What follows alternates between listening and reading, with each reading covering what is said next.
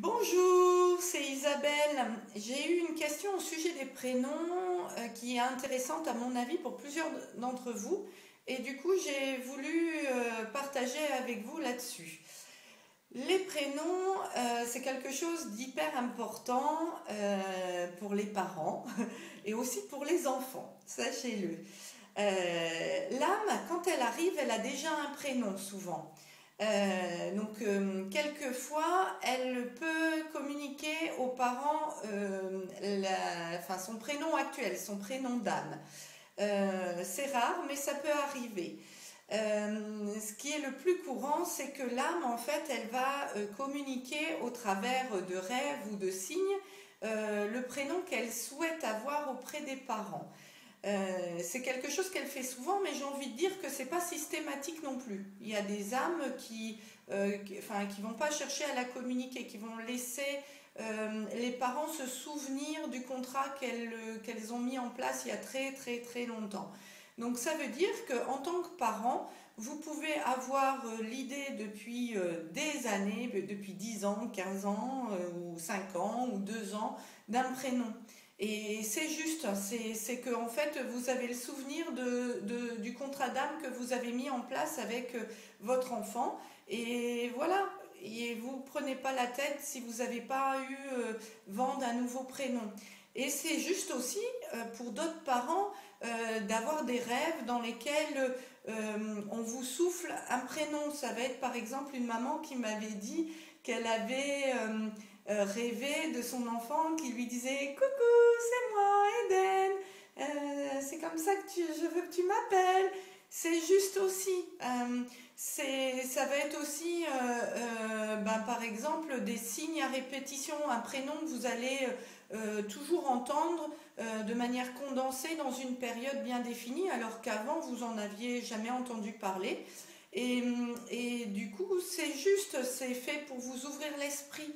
Et sachez que si vous n'aimez pas ces prénoms-là, ne paniquez pas, il n'y a rien de grave. Ce que je vous encourage à faire, c'est de communiquer avec votre enfant. Alors, communiquer, ça peut être de cœur à cœur, ça peut être en utilisant les baguettes si vous faites de la communication connectée ou le test musculaire, ou bien tout simplement lui parler avec votre bouche et dire à votre enfant, ben voilà, je crois comprendre que tu voudrais que je t'appelle de telle manière. Moi, j'ai pas trop envie. Moi, je pense à un autre prénom. Celui-là, il me plaît pas trop. Et surtout, expliquez-lui pourquoi ça vous plaît pas. Expliquez-lui encore plus pourquoi vous avez envie de tel prénom. Qu'est-ce qui est important? Qu'est-ce que vous mettez dans ce prénom-là? Et si vous avez un outil de communication, demandez à votre enfant pourquoi c'est important, pourquoi lui il veut tel prénom. Et vous verrez, vous faites ça, vous laissez les choses faire, faites confiance à la vie, aux anges, à qui vous voulez, enfin selon vos croyances, juste faites confiance et tout se débloquera. Vous aurez la réponse si vous avez déjà eu des signes, des rêves, etc. Vous aurez vos réponses par le même moyen en fait de communication. Et si vous en avez pas, bah, vous pouvez toujours, je sais qu'on ne le dit pas souvent, mais la plupart des gens tentent le pendule ou les baguettes, vous avez toujours des moyens en fait, ou vous connaissez quelqu'un qui sait faire, et ben faites si ça vous rassure, mais sachez qu'il n'y a pas de... Il n'y a pas de bon prénom en soi, tout est juste parce qu'on est toujours connecté avec ses enfants. Donc il suffit juste de se connecter avec son cœur et du coup on aura la bonne réponse. Ce que j'ai envie de dire aussi, c'est que, ok, il y a une symbolique des prénoms. Moi j'y crois, beaucoup de gens y croient, mais il faut aussi savoir que dans tout ça, on est dans de la communication. Il y a un émetteur et un récepteur. Et c'est comme dans de la communication. Nous, on dit quelque chose, mais le récepteur, il va entendre ce qu'il veut, il va prendre ce qu'il veut. Et dans la symbolique des prénoms, c'est pareil. Nous, on va donner une symbolique au prénom, on va choisir tel prénom parce que il s'est passé, il y a ça dans la famille, ou bien parce que c'est un de nos modèles, ou parce qu'on aura lu des choses sur le prénom. Ça voudra dire telle chose en grec, en hébreu, en arabe, peu importe.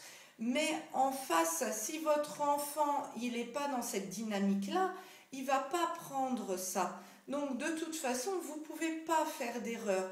Votre enfant prendra dans le prénom ce qu'il y a à prendre. Et vous, c'est pareil. Et du coup, il n'y a pas d'erreur possible, sachez-le. Respirez un bon coup, prenez du recul, n'oubliez pas que vous avez du temps pour cette histoire de prénom. Il y a plein de parents qui, jusqu'au 5e mois ou plus, se disent ça va être tel prénom et tout d'un coup, à la dernière minute, au moment de l'accouchement, ils vont, par exemple, ils vont complètement changer, ils vont prendre un autre prénom parce qu'ils vont voir leur bébé et ils vont dire c'est ça. Donc, zen, restez zen, j'ai envie de dire. Pensez au papa. Les papas se mettent souvent moins l'impression là-dessus et ils captent souvent du coup beaucoup plus d'ouverture.